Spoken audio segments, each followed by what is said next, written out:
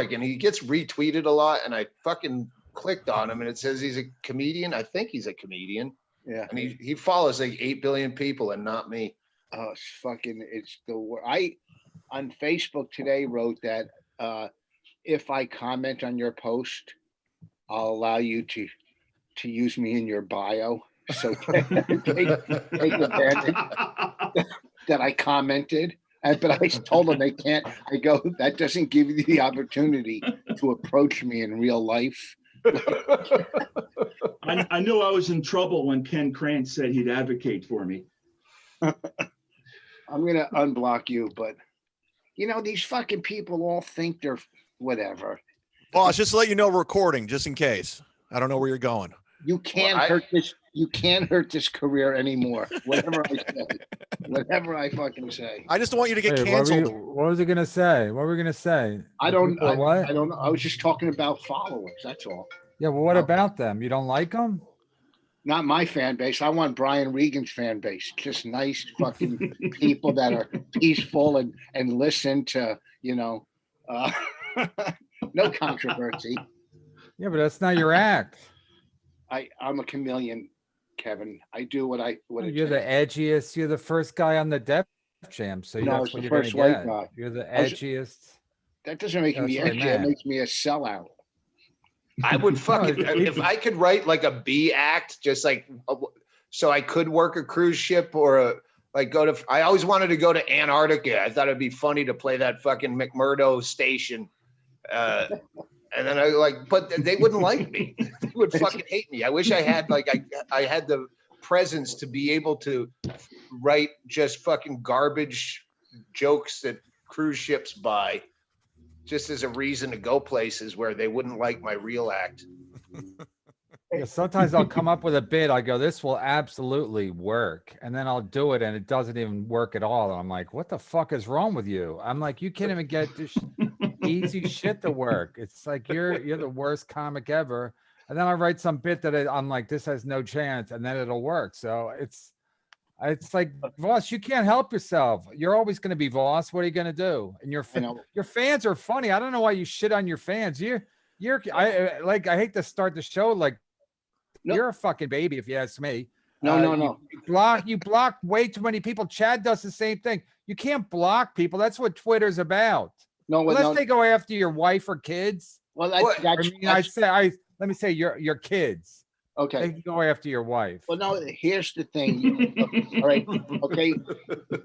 Relax standing outside this fucking the Capitol building. What I'm saying is, okay, I do believe in freedom of speech, obviously, because it's what I do for a living. But when you hear the same thing from the same fucking people year after year, sometimes if it's funny, I don't block them. But if they're gonna if it's, first of all, if you comment on my feed and it's negative and you don't follow me, that's an automatic block. Why the fuck would I let your negativity on my fucking feed and you're not even following me? Yeah, but don't you think that empowers them? Like, okay, he read it, he blocked me. That's like the worst thing you can do is acknowledge it. I know that's what Bonnie says, but guess what? It does empower them, but it still gives me a good feeling. Well, you also have that since the Tough Crowd days where you live in a circle of ball busters and you're kind of a whipping boy position. It's the same problem I have where my fans think, oh, I can be edgy just by saying fucking, cunt, retard, and putting as many bad words into a sentence with no fucking point to it.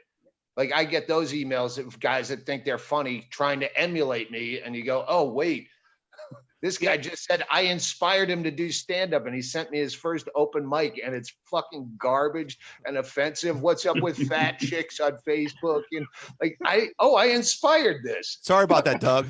Well, I'm glad fat chicks on Facebook. I mean, what is what with them? What's that? It's fat chicks in general on fucking Twitter and Facebook. You can't, they're annoying because they got a lot of things to say and it's just whatever. Anywho.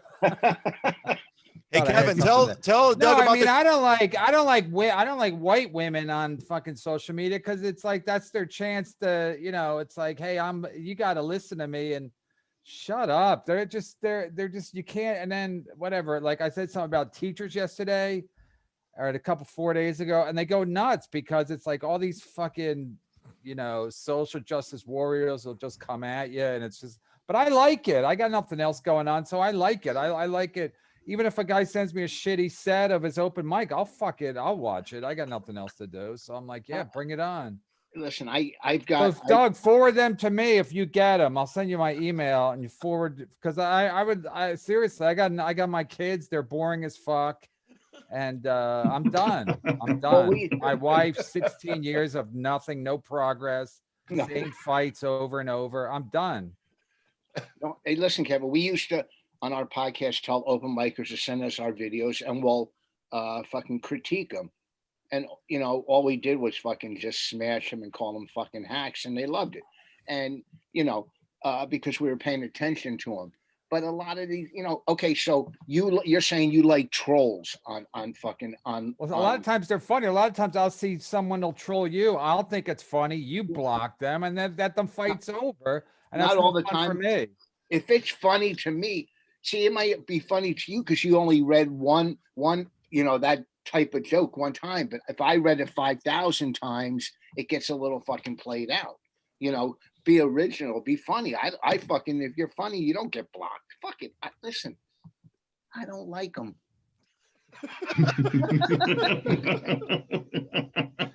What do you want me to do? I thought they were just being. I thought that was like their way of like reaching out to you because they No, yes, like Doug said, you're from the tough crowd guys, and yes, Opie and like Anthony. fucking Jeff Ross. Opie and Anthony. His podcast is called Thick Skin, and he blocked me on fucking Twitter because I said he raped somebody. Oh, Who did?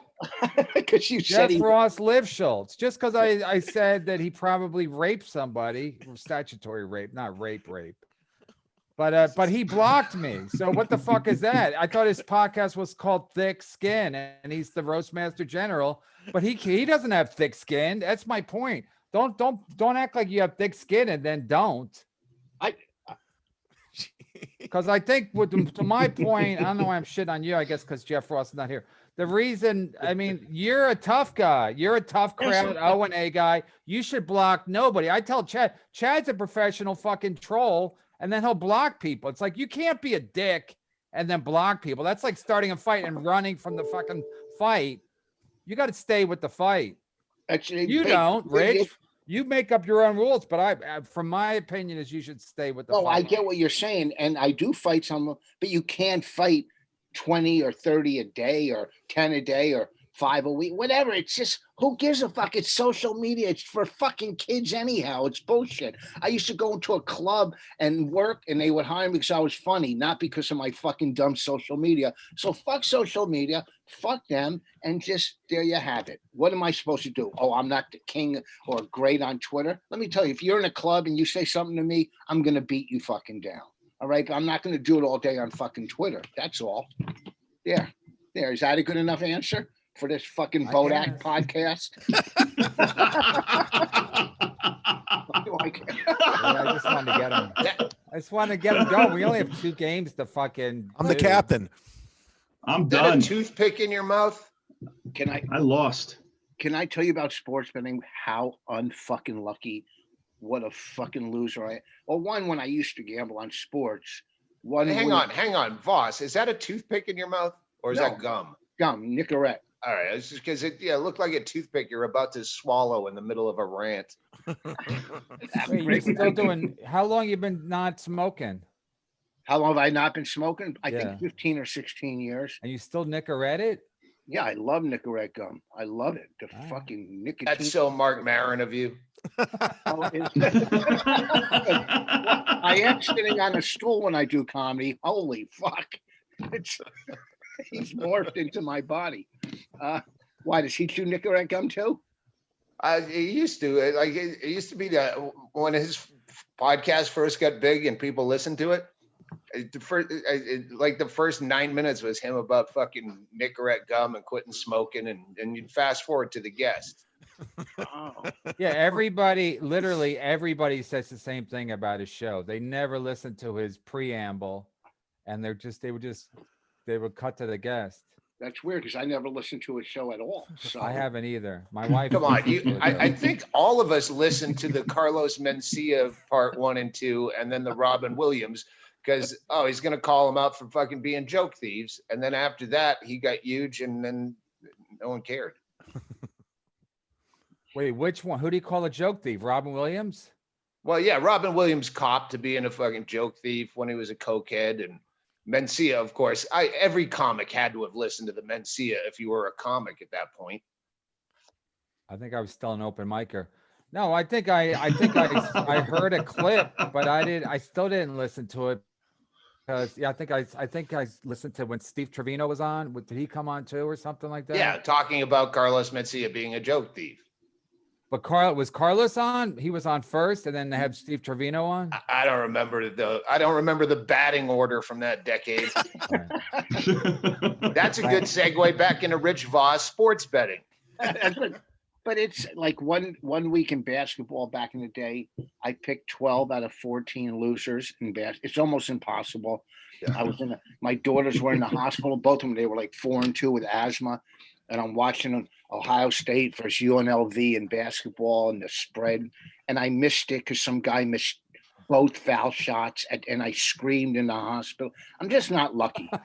So this fucking year, I didn't know you were at the hospital. That is a good story. I thought you were just watching them at home.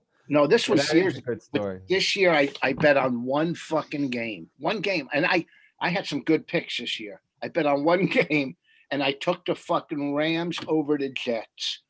The only game the fucking Jets won this year was against the fucking Rams.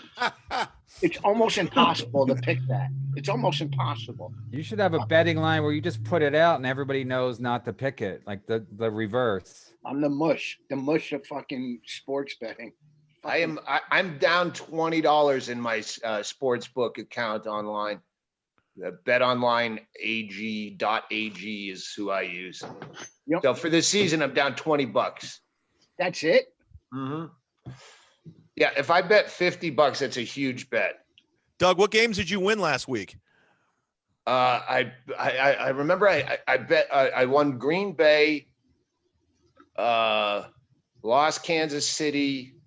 I bet against my heart on 3 of the games. Green Bay was the only one I was rooting for that I bet on. I bet against who I was rooting on, and who's the other games? Fucking Bills played. They won 17-3. Yeah, I won that one, and Buccaneers. Wait, no, I lost that one because I bet against my fucking heart. So yeah, and then what was the fourth one? Kansas City, Cleveland. I was really fucking drunk this weekend. We set up a mimosa bar where we just bought shitloads of champagne with like 12 different mixers. So you could have like banana or cherry mimosas or pineapple. Yeah. So we started early. I don't remember the late games at all, both days. So I won 2, I lost 2. So then you take out the fucking juice, I lost. Have you thought about like making your town like a Dollywood? Yes, I think about a lot of things. Between 3 and 7 drinks, it's delusions of grandeur. No, you had your social distancing. You're way ahead of the curve on that. So now you just make it a destination where people on their way to Mexico or from Mexico, they just stop in your town and they get a daiquiri. Well, we have a stage. I've filmed 2 specials in here. One of mine, Andy Andrus, new one. Yeah, we put fucking 25 people in this house with a little tiny stage big enough for one person. And yeah, we've talked about doing that. Like I get a guest house. You can fucking rent it out. We can put fucking 8 people in here, social distanced. I wanted to do that in my backyard, put a stage and open up a fucking, just like a weekend club or do whatever, you know, and maybe get like 10 black comics and Michelle Wolf, who thinks she's the new Patty Hearst, and fucking what the fuck does that? What does that mean? What does that mean? The new Patty Hearst? You don't see all those photos of her with Chappelle and all the Yeah, crew. so wait, she's been like taken hostage? I'm saying it looks like she's a new Patty Hearst with a Sudanese Liberation Army. Oh, because she's so white. Symbionese. Yeah, but I would love Wait, to. do you like her, Rich? Yeah, you know what I like? She can hang with like fucking guys at the table that just fucking trash each other all night, and the more she drinks, the more she gets into it. Like her and Andrew Schultz went at it one night. I told you about this, and it was fucking brutal, and Hey. it was just great. And she'll sit there and fucking just fight to the death. I love that. I so miss that, living here with nobody having even knowledge of comedy, much less being in the business. And you get hammered and you get on a tear and you start busting someone's balls, and then you have to apologize and send a fucking gift basket the next day going, sorry, I just miss comics a lot. I thought you could take it. See, they don't really have that in LA, because if in LA, if you do that, you think you're going to hurt your career. We were sitting, I don't know, I think I told you this, Kevin. We were sitting in the cellar one night, and Russell Peters walks in with his entourage. And he had this little fucking double-breasted pea coat, but it was a jacket. It came up high, Oh, yeah, I think I've seen that.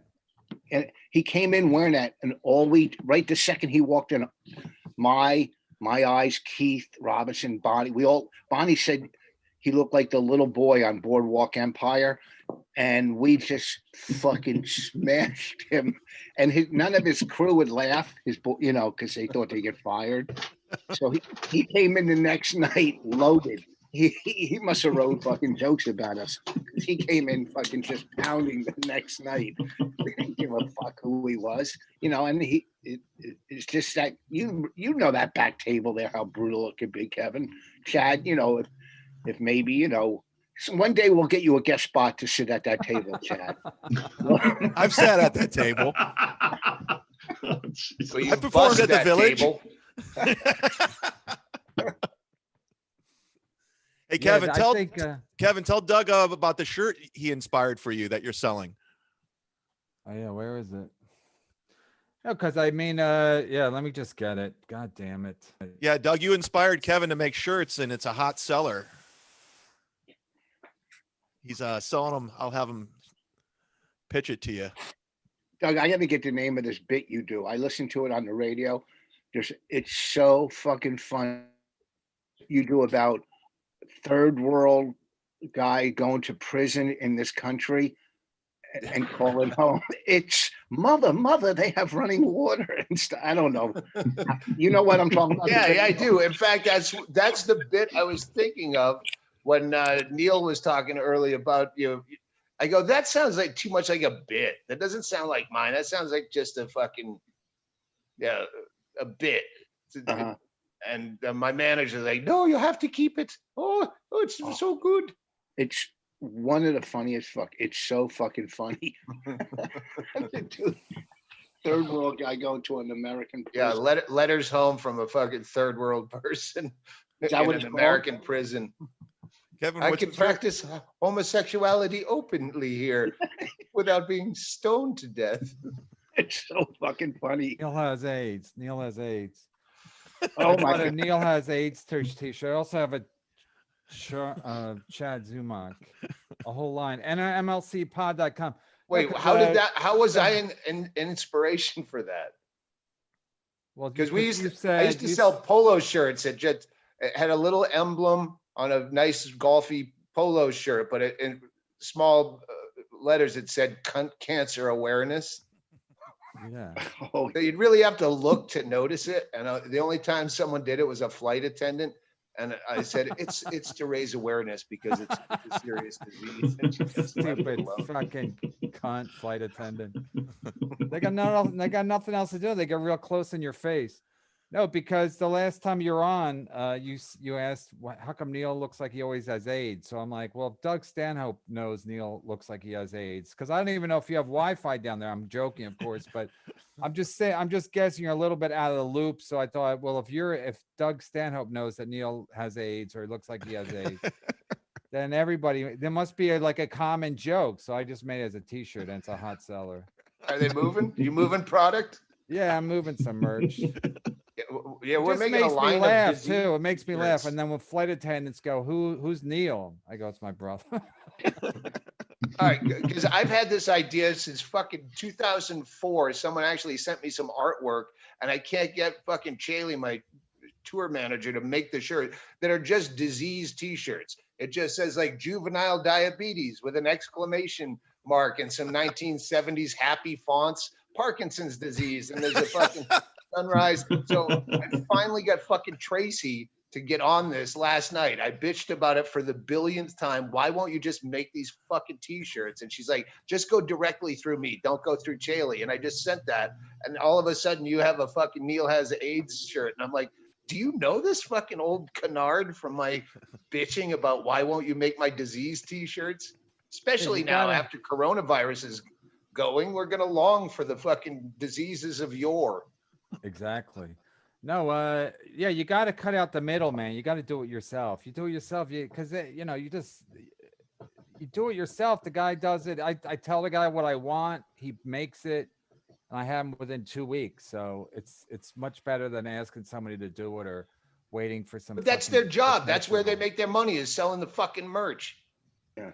No, but I'm saying, and nobody in the pandemic, everybody's saying, oh, it's, you know, there's a slowdown. Not with my guy. I tell him within 2 days he has a fucking design, and then I can order them, and so it's just bad. I'm just learning. I'm just a kid learning the ropes out here. But here's what's great. I mean, headliners, like, you know, you could have CDs, shirts, whatever you want. But you ever been on a road with a middle act that will sell any fucking thing? I had one guy selling candy bars. He did a little bit about, and next thing you know, after the show, he's selling fucking candy bars. I can't tell you how many middle acts sell condoms with their fucking little slogan on it.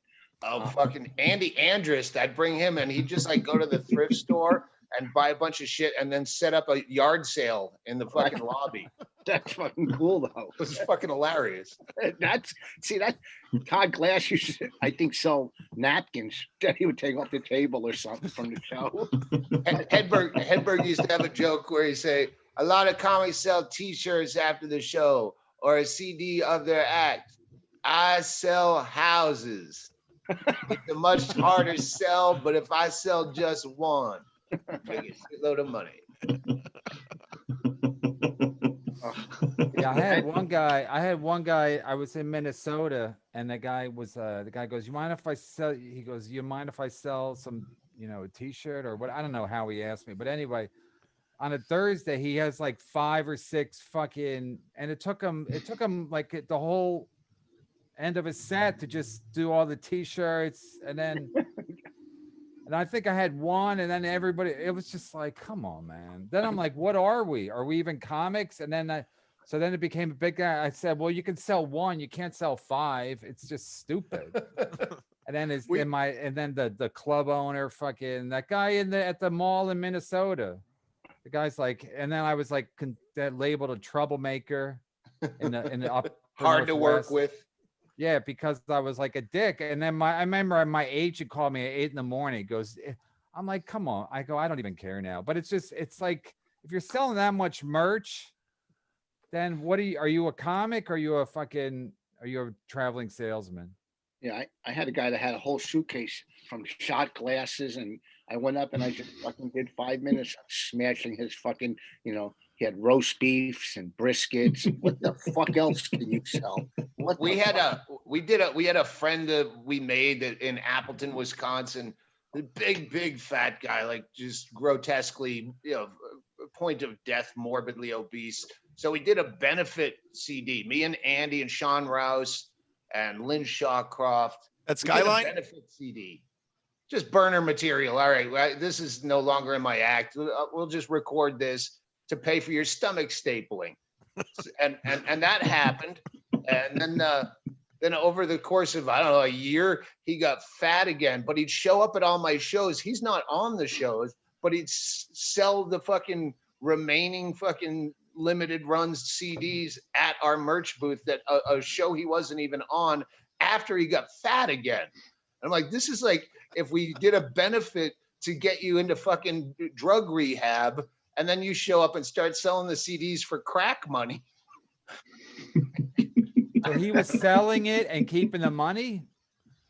Yeah, like you had to pay for the stomach stapling. I don't know. We only made like 1,000 units or something. But he'd sell them without even being on the show. Yeah, it's. What are you gonna do? Hey, Voss, weren't you selling merch after your roast? No. Bonnie was doing an unmask with Bennington at the Village Underground to sell her book. Yeah. She was doing the unmask, and after that, I went upstairs and sold my CDs at her book.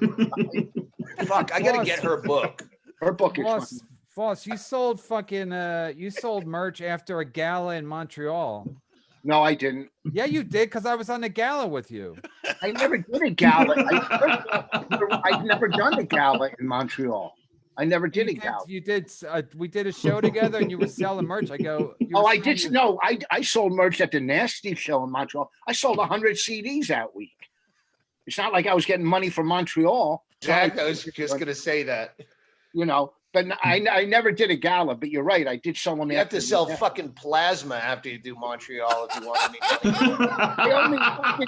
They still owe me $300 from 2 years ago for my flight. They will pay me for that. 300 fucking. I did sell CDs after the Nasty Show, but I never did a gala. It wasn't a Nasty Show, but it was something. And then I was like, I thought that was a little unorthodox. It's not unorthodox. Listen to me. No offense. I would sell CDs at my daughter's wedding if those people knew me. Yeah, you sound pretty fucking old when you're complaining about the middle act selling merch. No, I don't care if they sell merch. It's the dumb merch they sell. If you have a CD. First a CD, then no, the worst is when they sell it and then they walk by you to go to the fucking merch guy because he's got more merch. He's got more fun merch. And then they go like, hey, good job. And then they run over to the fucking middles table. Who's that guy from Cincinnati, Chad, who does it all the time? Josh Sneed? Yeah, Josh. I knew the name. I knew the name, and I haven't even heard the name in fucking 15 years. Josh motherfucking Sneed. I worked with him in fucking Cleveland, and then he actually has a t-shirt company now. He's such a good t-shirt guy. He has a t-shirt company, and and then I think he just did one of those clean comedy not red bar. What's it called? Dry bar. He did a dry bar special, but he's killing it. But he went the route of I'm a pretty good comic, but I'm really good t-shirt salesman. And then now he's coming back to, I guess, doing comedy, but. He had some dumb fucking t-shirt. He did the joke in his act, got a big laugh. It was a stock joke. And then he would sell the t-shirt to black people at the Cleveland Improv, but they'd all walk by me and they're like, I'm some fucking, like I was the fucking assistant manager. Like, can you get out of the way? We're trying to buy the fucking hacks t-shirts. Who do you think wait staff hates more? The dry bar audience or the urban audience as far as tipping goes? Ooh. I would say the urban. Yeah. Well, because there's like 10% on fucking two Diet Cokes in a fucking dry bar.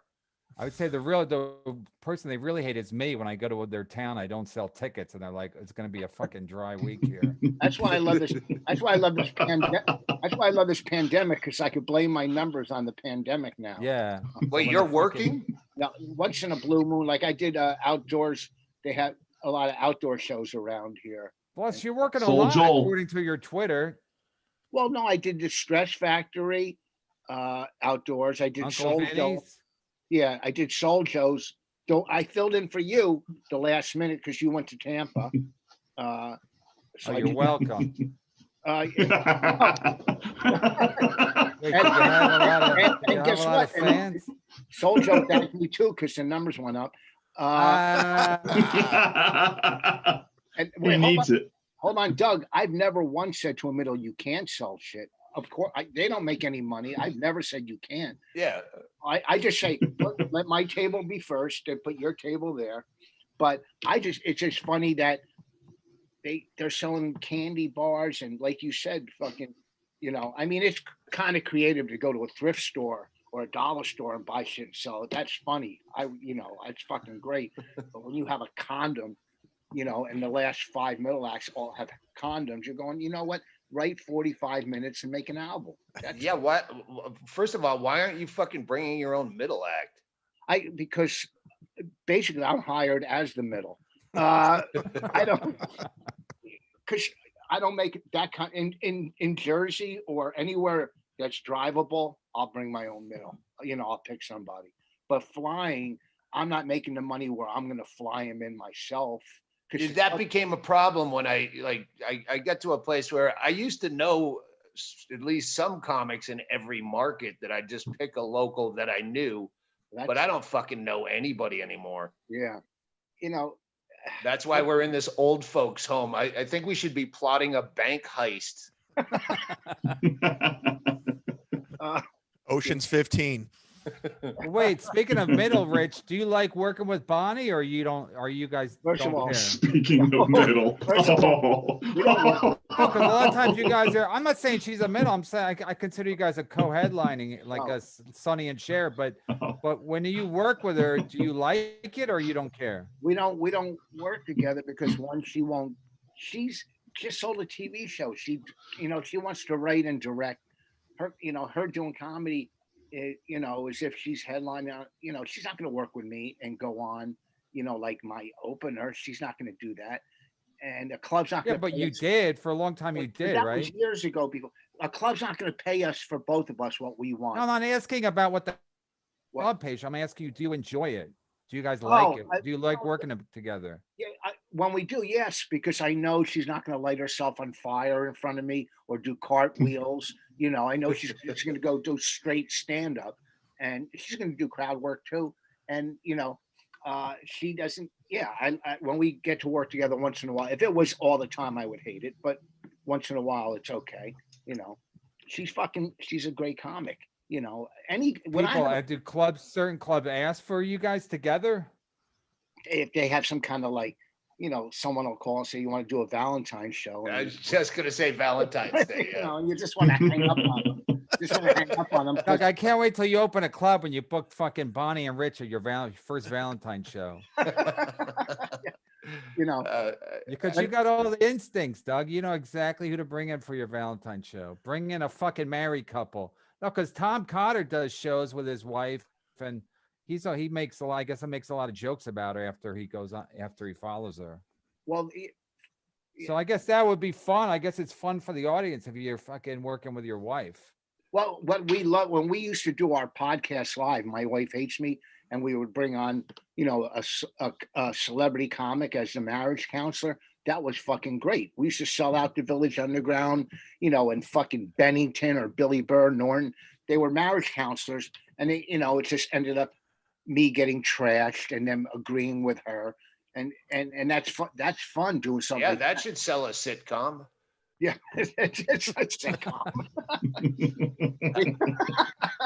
I'm the guy that married outside my weight class, and now all the jokes are at my expense. I know. You want to do some of these football games, Kevin? Oh, sorry. How much coke are you doing, fucking Zoom-rock? I'm drinking this Celsius energy drink, so it's it's fucking showing. You're fucking jawing, shaking. Get that fucking Joey you're on Diaz edge leg fucking you're on tap into edge a beat anyway, that's right? only in your head. Yeah. Yeah, but Chad, you're on edge anyway. Chad's got a lot of charges against him. Does Doug know all this? Yeah, Probably not. Probably not. So he's on edge. He's nervous. He's a nervous guy. He's nervous. Then you just you had a face issue last weekend. You had a face issue. Did he go to the ER? Well, you just wipe it off and go with the rest of your day. That's how you cure Bell's palsy. Suck it up, walk it off. What happened to your face? I got this, I forgot the name of it. It's some sort of arthritis growing out of my temple. So Oh, Jesus. I'm on medication right now. Yeah, but it's putting a lot of pressure on my temple right now. You think it's that fucking hat? You should put in earplugs when you do this podcast. That's what's causing it. Yeah. It'd be funny if Chad's hat was causing it. Yeah, I'd rather wear hepatitis on my head. Look at that fucking dumb. Are you selling those hats after the shows, Mr. Stubick? I'm the captain, though. That's a good idea. Sell a captain's hat after your show. I steer the ship, boss, like Opie. I steer the ship. Yeah, how about into a fucking iceberg? Chad thinks Opie has no talent because all he did was say when they're going to go to commercial.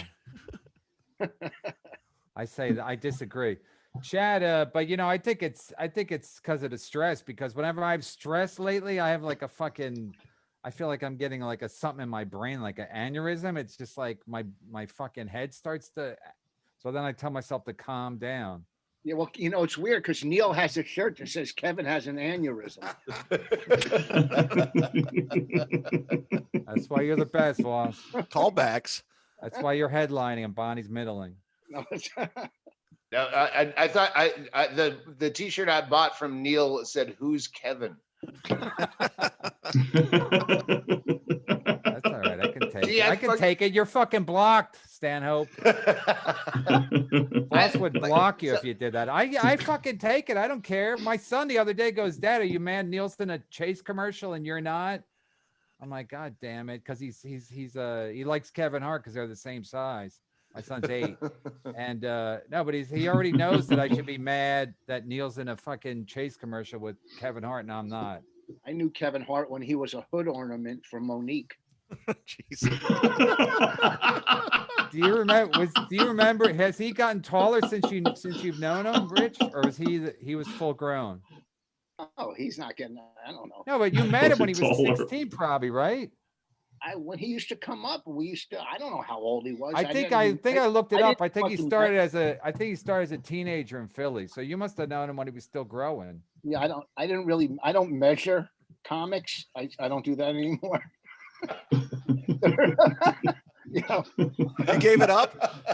You ever hear Don Irera's joke about his young girlfriends? He goes, "My girlfriend's so young. I was gone for 2 weeks. I came back. She was taller." Jeff's joke. My girlfriend's so young, I might go to jail. I like that better. Oh my gosh. I listen.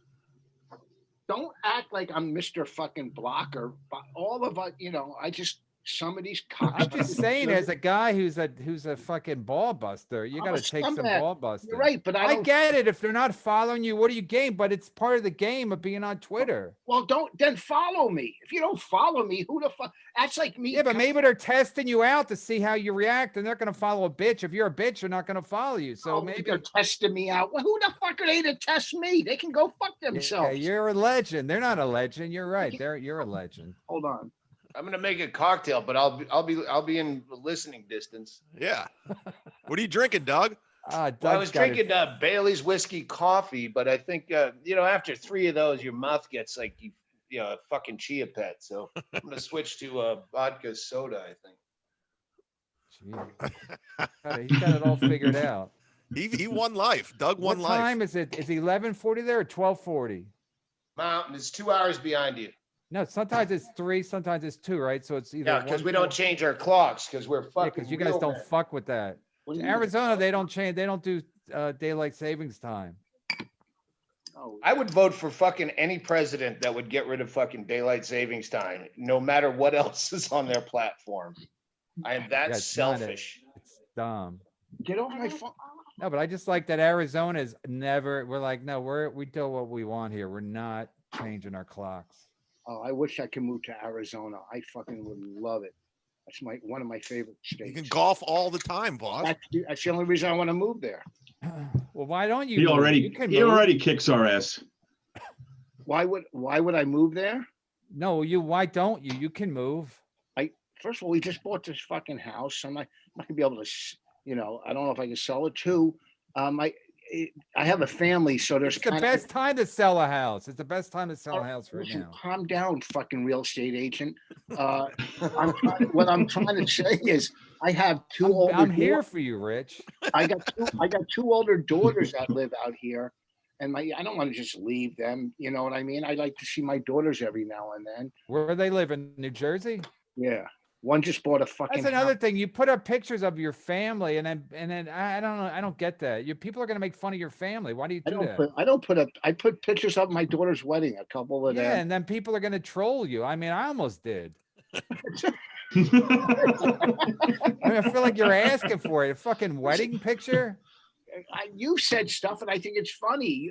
I've seen stuff. I don't know, but I just and I don't put up pictures of like people like any of my family because they're gonna fucking troll me because I'm a I say shit about people. Yeah, So I that's why I don't like to do it. So when I see you do it, I'm like, Rich, what are you doing? but it's like the fucking mob. Kids are off fucking limit in the mob. That's what I said. That's why I don't put them up. Well, you know what? I put up a couple pictures of my daughter's wedding. Every now and then I'll put up something with me and her. Very seldom, you know. What the fuck? I mean, I don't know. Listen, you're analyzing fucking Twitter. Who gives a fuck? I got free time to do it. That's the problem. You know. Wait, do you like your son-in-laws? You like both of them? Well, she's not married yet to him. The other one, I don't know. They're all right. If they, what the fuck? I don't pay attention. My one daughter who's married, her husband. Don't pay attention. No. I don't know what the fuck. This guy is. Well, you do a joke. Is one of them of color? Well, so I heard. I don't talk to her. Yeah. She's engaged. And what is one of color? Is that how you talk now? You're talking about me? He's black. I don't know what of color that is. Wait, he's black and they're engaged? They're engaged. And then my other. How long have they been engaged? For like 12 years, like most Hispanic dudes or black dudes? No, hey, we're engaged. We got 4 kids. We're Puerto Rican. We'll see how this works out with the 4 kids. No, are they engaged a long time? Because my wife's Hispanic. I could have never married her. I could have just played the long end engagement. No, only engaged for like a month and a half now. But my other daughter. Oh Jesus! I got fucking COVID. The other one is fucking married. Like you couldn't be any whiter than her husband. He's like, fucking red hat white. He's just. I'm surprised he wasn't at the Capitol. He's so fucking white. But he's good. But you like black people anyway. You got a joke out of it, and you like black people. I said you got a joke out of your daughter dating a black dude, and you like black people anyway. People are. Yeah, I don't do that joke anymore. I move on. I rewrite. I write. All right. Well, I guess I'll use it then. Okay. What's with the Jesus coffee cup? I do that to a tell all the disturbs time. me every time you fucking I know, drink out it's really of that. annoying. What, my Jesus cup? Yeah, you love the Lord? First of all, as a Jew, it's my wife calling. Take it on speakerphone. Put her on speakerphone. Hello, you're on speakerphone with Doug Stanhope and Kevin Brennan and Chad and some groupie. Nobody. You hear me? Wait, hold on. What the Call your kid into the room to show you how speakerphone works. Hello, can you hear me now? Should have just said Stanhope. She probably. Been able to hear you. Can you hear me? Yeah, we can hear you. Kevin asked if you like working together with me on the road. No. I feel like it's a majority because he's mean to his openers. I'm not mean to my openers. You're always like, don't do any crowd work. Don't say this. Don't do that. Don't do more than 15 minutes. No, I say I let them do 15 minutes. Because they're coming to see me, not fucking. You know what? I'm done with you. Come on. You couldn't hear it. It was too static. Now I could hear perfectly. You could? Yes. Enough with her. And now she's calling me again. I'm just gonna swipe. My Jesus cup brings me serenity, even though I'm not religious and I'm a Jew. But I couldn't find a Moses cup anywhere. Well, Jesus is a Jew too, right? Not a good one. Hey Voss, I was going to ask, since I know you're a little kind of afraid of the COVID. Are you really afraid of COVID? Because I was thinking you used to do crack, because I watched a special on crack last night on Netflix. Oh yeah, that's a good one. Yeah, so you used to do crack and you used to hang around with like crack people. So if Jesus wanted you to die, wouldn't he have killed you then? I mean, he's not going to kill you with COVID, is he? I mean, no. I'm saying you're probably not going to die of COVID. If you were meant to go, you would have gone when you were doing crack. That's true, but God kept me alive so I could carry the message to 14 people at Uncle Vinny's. To not do crack. I'm not, Because I mean, I know Patty Rossborough. She has a good Rich Voss buying crack story. So I'm guessing you've had a lot of brushes with danger. Yes. Oh no. Listen, I'm not. I still live my life. I just try to keep the risk down as much as I can. You know, I'll do comedy, but if I go to a club, like I said before, I'll bring my own mic and I'll like wait in the dressing room or in my car, you know, and I don't sell merchandise after the show now. That's all. You know, I still got to fucking do comedy and make money, but you know, I go out. Oh, see, now that's going to be the future is you find an opener that has antibodies and you make him sell the merch. He's not funny, but he's been through the vid. Please welcome. That's funny. And plus, listen, Doug, so you still haven't done any stand-up in like a year? Yeah. March 9th, I think was my last show. No, March 11th. Baltimore. You've done them in your backyard, you said, right? No, we have done them over the years, but no, I'm so fucking happy to not do comedy. I think I have like maybe 5 premises I've written down in 11 months that once I'm threatened with doing comedy, I can flesh out. But I'm not in a hurry. I think, you know, when I was doing comedy, I would take I have anxiety medicine. And since I've not been doing it really, I barely take the anxiety medicine. I mean, my stomach is all fucked up from stress, but you know what? Now I don't have to deal with fucking the anger and resentment I get from these club owners and all the bullshit. And I just don't give a fuck about them anymore now. You know what I mean? Why do you get anger and resentment at this point of your career?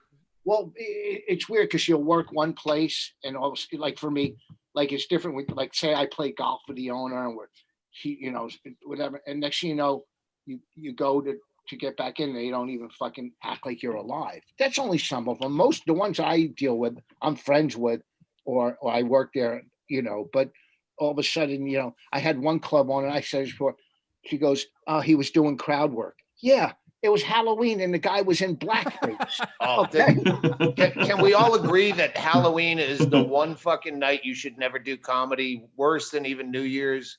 Horrible. It's horrific. The worst. Yeah, because it's all about them. Everyone's on stage because they're dressed up like a fucking gorilla or a nun with their tits out. And yeah, they want the attention. Yeah. I remember playing Acme in Minneapolis a million years ago, where I told everyone there was a guy dressed up like, I don't know, a fucking gorilla suit or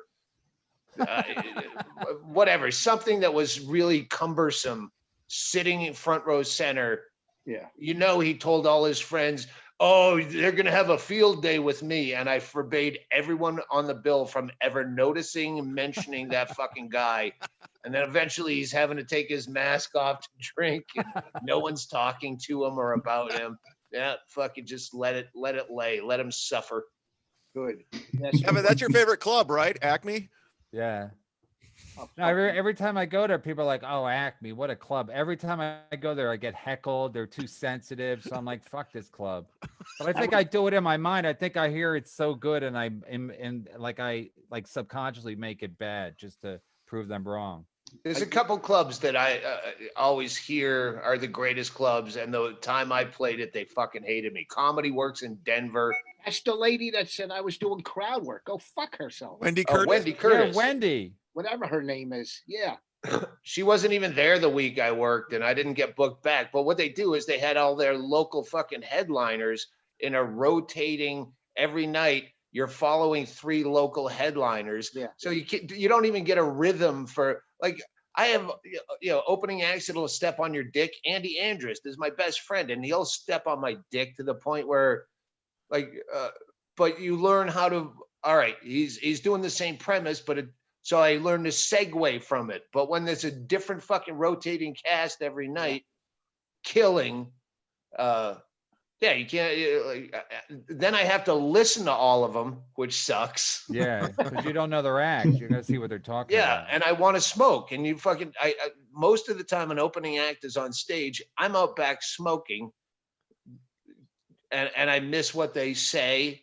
But so if it's someone I know Junior Stopka does the same exact fucking act every night. So yes, if I'm working out new material, I'll bring an opener that I know is not going to go off script and fucking rant and steal the day's news. And Yeah, I the remember- guy when I was at Acme one time, I forget the guy's name, but Voss, you probably know him. He was in like season 1 or season 2 of Last Comic Standing. He's from Minneapolis. Dave Mordahl. Yeah. So David's a he's great comic. so yeah. Right. So Oh, that's I'm- right. You guys were fucking buddies on. That was season 1. You and Yeah. Voss and Mordahl. What a great writer. I'm following him all week, and he's doing well, but it's not crowded. And then Friday and Saturday, he takes out all his fucking driving in the snow and Local references. killing. And I was like, Yeah. what the fuck? Why did he do this? So at least I knew what to fucking expect. He crushes on the weekend. I'm like, why do I even try? Like, why don't I Yeah. just get a job at 7-Eleven? Because it's like, and fucking the improv used to always do that. Whatever I go to the improv, any improv, I'm like, this guy's better than me. Like he's like, especially like I was in Tampa. I'm like, this guy's great. I'm like, how the fuck are you middling for me? I stink. And I mean, it's unbelievable. Some of Do you these know- middles they do- fucking bury you with. Do you know Chris Porter? Yeah. Yeah. He's funny as fuck, man. Yeah, this is probably 2000. He opened for me. Miami had an improv for a minute, and it was fucking 85% Cuban. urban, either black or fucking Cuban, and he spoke the language and knew all the fucking hip hop, whatever fucking songs to reference, and all. He destroyed fucking. People were throwing like empty packs of cigarettes at me on their way out, nights in a fucking row. And I basically resigned. Like I knew I was going to get fired because I just the worst shows. And they're like, why? No, you're doing fine. I'm not doing fine. They're throwing shit at me on stage. They hate me so fucking much. I worked with a guy. I got one of my best bits I've ever fucking written out of that. It's that fucking nationalism bit that is my most retweeted bit, especially in the last 4 years, because he closed on this whole "fuck the French" because it was during Freedom Fry era. Yeah. Freedom Fries, and I fucking wrote an entire bit based on his fucking crowd suck up bit. It was like, really? Did we fucking save your ass in 2 world wars? Was that us? I don't know if you know the bit, but it's probably my most popular bit was written off a fucking shit week where I was ready to fucking tap out because the fucking middle act was killing so much. We were working at Miami Improv, and I was working with Bonnie, and she's trashing this guy in the front row, calling him gay, this and that. And I walk out, I go, who's the gay guy? And he goes, me. And I see fucking LK tattooed on his hand. He was a Latin king. And I said, I had to teach Bonnie about fucking hate tattoos, okay? You see an LK, you might keep away. You might keep away from, you see 2 8s, keep away from 2 8s, It's just, I had a middle act too in Vegas. He played a guitar act in the middle, and he was closing with a headband and Springsteen, and now you're a depressed headliner who fucking just lost all his money gambling, and let's bring him up now. And I gotta fucking follow this fucking guy after fucking getting killed at the crap table. Rich, was that Bonnie's ex-boyfriend? No, no, not Mark. Hey, my wife just showed up. She heard that fucking I was talking to Bonnie McFarlane on the other line when you hung up on her, and now she's pissed. Look how cool her hair is. That nationalism bit, Doug, has 1.8 million hits on YouTube. Yeah, that's that was- the good thing about bombing all week is that you're so depressed, you just fucking write. You have nothing else to do, so you just That's always the only consolation for me. I'm like forced to like come up with new stuff because I'm like, obviously my act sucks. I suck. I got nothing else to do. I might as well just fucking Okay. write jokes. Okay, stay with me here. This gets us back into the fucking sports betting, which Chad is desperately trying to get to. When I'm betting sports, I try to look at it from a comic's point of view. Like, all right, if I have a shitty set, if I lost last Sunday, is that the type of guy that is going to sit in the room and write fucking new bits and come back with a fucking chip on his shoulder and vengeance like a fucking second show Saturday after the first crowd sucked? Right. Last weekend, I put out I figured out, and hopefully I forget how to make videos on my phone and tweet them with nobody there to stop me. But I put out, like, if I see a fucking player, quarterback especially, that's in too many commercials, I tend to bet against them because their fucking head is not in the game. They're worried about how they look. So last weekend, it was fucking Baker Mayfield against Patrick Mahomes. Both fucking hideously ubiquitous in every fucking third commercial. So it was like, who do I bet against? And I go, Baker's not a good quarterback, but he's funnier in commercials. I had a whole theory because I was high as shit. And I said, take Cleveland with the points because Baker Mayfield's funnier. And plus, I mean, to your point, like I've been saying it about Aaron Rodgers, like how motivated is he? Because he's like more like a movie star. He's gonna host Jeopardy, and I think he wants to host it permanently. He's terrible. He's terrible. But Peyton how hungry? My question is, how hungry is Aaron Rodgers? I mean, it seems like Tom Brady is constantly hungry for whatever fucking reason. That's when I go like, this and is he's not in commercials because he sucks as an actor. He sucks as acting. He sucks at acting like himself. He's terrible. So I think his sole focus. Aaron Rodgers is fucking dreadful in commercials. Can we all agree that Peyton Manning has the funniest comic timing of any athlete in a commercial? Don't tell Jim Florentine. Don't tell Jim Florentine. He's not a fan of his of his comedy. He hates his commercials. Hates Peyton Manning. Fucking love him. Why? I don't know. Does he hate Peyton Manning? I don't know. I just don't like him. He stinks. So this weekend, now I forgot my point. I'm not even high.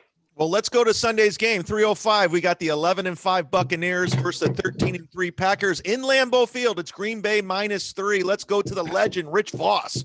Well, first of all, I mean, Tampa Bay, you know, with Brady, but the Packers, man, at home, you know, and I mean, I always dream of getting finger raped. I'm going to have to go with the Packers. I nothing but gut. I'm saying fucking Buccaneers. Ken Mosca. I tell you what, I'm going to agree with Doug. This is nothing but gut. I'm taking Tampa Bay. I think Brady is really motivated. I think this game was -4. Now it's -3. So the money's going to Tampa, I think. But also, is the money going to Tampa because I think Brady can't lose because he always wins. He always finds a way to win. I don't know. Last week I fucking took the Saints, and I went against my own instinct, which is never pick a team that you don't like. And I don't like the Saints. I never have. Who doesn't like the Saints? No, because it's like they say this guy's fucking great. It's like when they say about a comic who's great, and then he never leaves his hometown. Fucking whatchamacallit, what's his face? Drew Brees, he plays inside. He's an inside he's an inside quarterback. So it's like, yeah, of course he's gonna get numbers inside. So I don't trust the guy. I don't trust the guy in a big game. Brady in a big game is always clutch. No, if it's inside, outside, it doesn't matter. I think Aaron Rodgers has motivation because Brady's been so successful and Aaron Rodgers hasn't been. I mean, he's won one Super Bowl over, like, we're talking about 15 years. He makes a shitload of money. People think he's gay. Now people think he's gay. Who? Brady? Aaron Rodgers, because he has so many different girlfriends and they're always like in show business, so they always think they're beards. Yeah, that was the Troy Aikman syndrome. I don't think Troy's gay, but Troy is, first of all, I saw Troy when they did the cutout this weekend where they did the live shot, the video shot of him and Joe Buck. I said to my wife, I go, why is Troy Aikman is fucking good looking and he's wearing like a great blue suit. He just looked like a fucking model. So if he's gay, I don't care. But I think he has kids. But the thing about Troy Aikman, they always pair him. He always marries somebody that he knows. Like he marries somebody who worked for the Cowboys or somebody he knew. So it always feels like it's arranged. Where an Aaron like Rodgers Roy feels Cohn and Barbara Walters. Yeah. Did he date her? David Barbara Walters? They put the beard thing on. Wow. Barbara Walters will fucking do anything. So the Aaron, I don't know. That's a t-shirt, Kevin. Oh, wait. I had a note because I did do a little bit of research. Fucking Ted Thompson just died. And he was like a big shot when they won the fucking Super Bowl. He was like the GM. Look it up. Green Bay, right? Yeah, in Green 68 Bay. years old. Yeah, I have to. So you have to factor that in. I remember when Brett Favre beat the fucking Raiders in a playoff game right after his father died. And I remember making the joke saying that's all they did is they went into the locker room and they told Brett Favre, hey, the Raiders killed your father. And he went out and scored record numbers. So there is that to factor in. There is. Dwight Gooden pitched a fucking no-hitter the day his dad died, or the day after his dad died. Dwight Gooden pitched a no-hitter for the Yankees, and he probably just smoked crack the day before with Voss. So it's like, so he was already on drugs, but he was so fucking focused after his dad died that he threw a no-hitter for the Yankees. So yeah, so there is a point. I don't know how close he was to that guy you're talking about so I don't know. I don't know what the fuck to do. I think that Aaron Rodgers is going to play out of his ass. Yeah. I'm going to go. I didn't pick the Buccaneers last week, and I got burned. And I'm just going to go with the Packers because I think they have to win. My only fear is that they don't cover, but I'm going to take the Packers anyway with the given 3 points. Yeah, they're all fucking. Well, they're both. I looked at the possible Super Bowl matchups, and there's nothing bigger than a fucking 3-point or 2.5 point spread, like possible. But this weekend, yeah, they're 3 points. Games they're impossible to call. I don't know if I set up a betting thing last week because I bet the Browns to cover. I mean, on a money line. But this week is fucking hard. Weren't they all high scores? Weren't they all overs? I don't remember, but there's been last week. No, fucking Bills was 17-3. That was one of the ones I was drunk during and didn't really watch. They weren't high scoring, but this week particularly is like they're tough to call. Okay, yeah. Well, all right. Here's another factor, and I watched Casino yesterday. If you remember Casino, fucking Ace Rothstein or whatever his Lefty Rosenthal is his real name.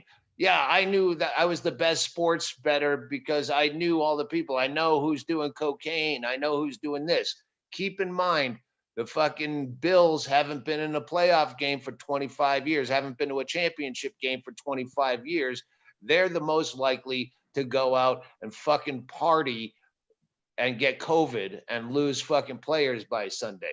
Because that's true. And also I was going to say, one of the reasons I'm taking the Packers is because I know this might sound crazy, but I think the Buccaneers are actually just happy to be there because they didn't expect. I mean, Brady won't be, but the rest of the team be like, "Holy shit, we're in the Final Four." It's the first time in 18 years they're in the NFC.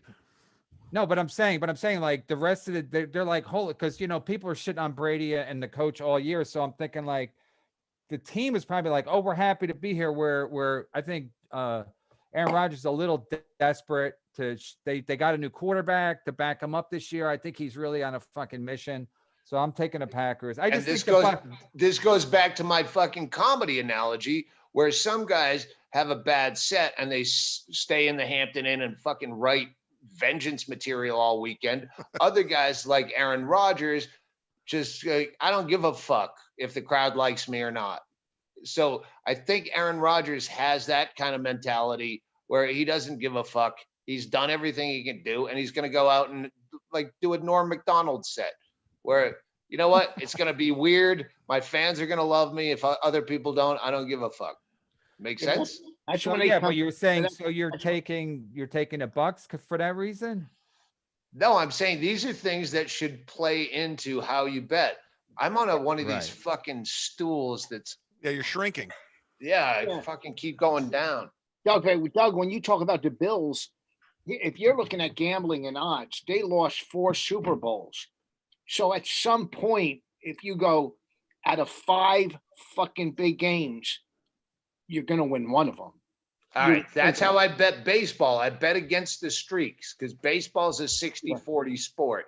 Fucking whoever fucking wins, 60% is fucking a mammoth team and 40% is in the basement. So if someone's won 6 games and they're playing someone who's lost 5 games, I bet the streaks.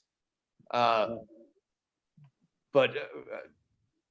So you're thinking Buffalo will lose 5 now? no, Buffalo, those players didn't lose 4 Super Bowls. I fucking hate statistics that go back in time. The Giants on artificial turf since fucking 1979 have legend.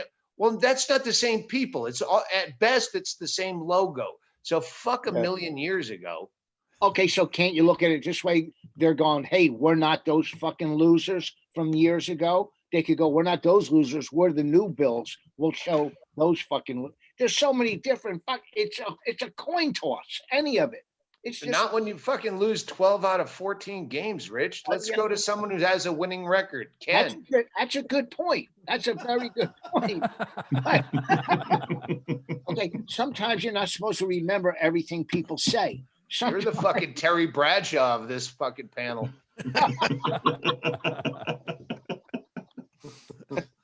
Yeah. All right, so everybody picked the first game? Yeah, I'm going with the No, Buccaneers. Chad. I'm biased. I'm here in Tampa. I got Brady fever. I went from hating that guy to rooting for him. I think he's on a mission. He won the divorce between him and Belichick. He's going to take down Aaron Rodgers, even though this is the first time the Packers have hosted in 13 years the NFC title game. So I'm going with Brady and the Buccaneers. I'm feeling the fever. Oh, wow. You're Chad, reading off of fucking cue cards.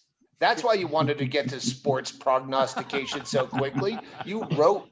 I didn't write any You of that. already won. Chad, let I everyone wrote know you down already Ted won the Thompson season. and ads. That's how much I'm just looking at the -3 here. I don't have anything written down, but that's going to lead us to the Bills Chiefs, which is Kansas City -3 in Kansas City. Chad, what are you selling after the show? I got shot glasses, hot sauce, mouse pads, condoms. Voss, what are you going to say? Are you going to go outside your house and start selling after this show, Voss? You just did my joke. Your instinct is to just sell. Can Bonnie sell this show? What's that? Can she sell this show right here? Fucking Michael Eisner couldn't sell this show. Michael Eisner. Well done, Voss. Where are you going to Michael watch Eisner. your games? Super Bowls specifically. Where are you going to watch it? Who, me? Borgata. All of you. Yeah, Borgata. I'm in Tampa, so I'm in the home of the Super Bowl. I'm here, so I'm going to watch it somewhere. I don't know. Hopefully somebody has a party or something. Or last 2 years ago, we went. Doesn't to Florentine have a party? It's awesome. It's the best party too. Why doesn't Yeah. Voss go? Which one? Florentine Super Bowl parties. They're amazing. Oh, really? Yeah, it's a great time. Maybe I'll go to his house. Yeah, Diaz will be there probably. Yeah. Oh, that's right. He moved out there, huh? Yeah, they live like 2 miles from each other. A couple people have tweeted me that Joey Diaz did a fucking bunch of shit on his podcast about me, and I'm at an age where I unless you give me a timestamp. Oh, they should give you a timestamp. Why you shouldn't have to fucking listen to the whole fucking thing. Do you guys listen to any podcasts? I try and then I just stop. So, but if they send me a timestamp, I'll listen to anything timestamped. About you? No, about anything, because it's a minute long or 2 minutes long. So you don't have to do anything. But I wasn't even like, he was saying nice things about me, and I love Joey Diaz, and I would love to hear nice things. But if you don't give me a timestamp, I'm not spending an hour to fucking wait to hear my name. One of Kevin's fans will right. find it for you. They always do. So they'll tweet it Yeah, at they'll you. find it for you. So yeah, that's so send After it you to said one, you said of after it. what who? What? Nothing. No, what's your picks, Chad? Well, I follow OJ Simpson on Twitter, and he says the Bills are going to win. So, don't bet against OJ. I'm going with the Bills. -3. He's biased. He's biased. I'm rooting for the Bills. I love their fan base. Like, there's some teams you hate because of their fan base. Cowboys, Pittsburgh, Raiders. Town too. What's Buffalo's that? a good Buffalo's a good comedy town. Yeah. It is. Buffalo Helium. They used The to have that Trough. club- That's where I remember that- played. The Trough in Remember Buffalo. the club, yeah. remember the club what Airborne Eddie had? Yeah, That was a yeah, good in club. Buffalo. Yeah, that was way the fuck. Yeah, Airborne Eddie. I remember working for him. I don't even remember the club. Wasn't that with those other guys from up there, Ed Bepko or whatever? Or? I don't know. I just remember I was doing a show and so Jay Moore was flying in to do some benefit. Sorry. Oh, did I audibly Jay Moore? So Jay Moore was flying in to do a benefit for Airborne Eddie, because Airborne Eddie was like involved with local TV or radio. So I said, Jay, you flew all the way in to do a benefit? Wow, that's really nice of you. He goes, they're paying me $10,000. I'm like, so how are they going to raise any money? That's when it tipped me off to like, these benefits, they don't make a lot of money because they got to fucking pay. Stanhope's pissing. They got to pay the people on the show. So, right? Can you do it as Christopher Walken, Kevin? Right, Ken Mosca? It's like you do a benefit, then you gotta spend all this money on talent. But I thought Jay Moore was actually I thought Jay Moore was being a stand-up guy. I'm just doing a filibuster now while Stanhope pisses, because I think he's got a take on Jay Moore. But anyway, Jay Moore came to Buffalo, but for $10,000. I'm like, how the fucking poor kid's gonna get not have cancer if you're taking all their money? And he just laughed like I was some kind of chump for even thinking that it was about the kids and it wasn't about Jay Moore. I don't know why. Boss, you're friends with Jay. You're friends with Jay Moore. You started with Jay Moore and Kevin Hart. Well, I mean, I don't know. I'm more friends with you than I am Jay. I mean, what the fuck? I never. All right, let's go to Stanhope if he's going to shit on Jay Moore. Oh, I don't know why I don't like him so much. What's your favorite joke that he does of somebody else? Yeah. All right. There are a few reasons, but I don't want to. Do you really not remember them, or this is triggering you? What Chad just said. No. It's not his jokes. Or I don't remember a joke he did that was good. But I know the stories about how he stole other people's stories as his own. But I also know how he mistreated fucking openers. So that one of our things we do when we're playing a comedy club, an improv, or a fucking funny bone, same thing. In the green room, they assign you a waitress for the listener who, when you're in the green room. What's that? Listen, Voss, what he's explaining. Look at that. That who flew in from obscurity for this. That was a good one. Obscurity. So we would always ask, who's the biggest shithead you've ever had to serve? Like when you're in a green room, you have one server, so you don't have to go to the bar, and they take care of you in the green room and set you up. And we always ask, who's the biggest douchebag you ever had to fucking deal with serving them in the green room? Who's the biggest diva? And waitresses would generally say, Eddie Griffin is absolutely the worst. If they've dealt with him, he's fucking number one. Don't you fucking tip that white bitch when tabs go out. Fucking, why do you tip that white bitch? You He says that from the stage? Yeah, fucking Wow. demanding like a brand new pair of fucking high dollar sneakers in his contract, Wow. and then jamming him in the toilet of the green room when he left. By far. But as far as like Wow. treating openers like shit, when I've had middle acts that had to deal with Jay Moore, like how he fucked them over, like I'm not gonna fucking. I think it's common knowledge. The fucking Kreischer. Have you heard Kreischer's Yeah. stories about Oh yeah, that one. him hitting him in the fucking face?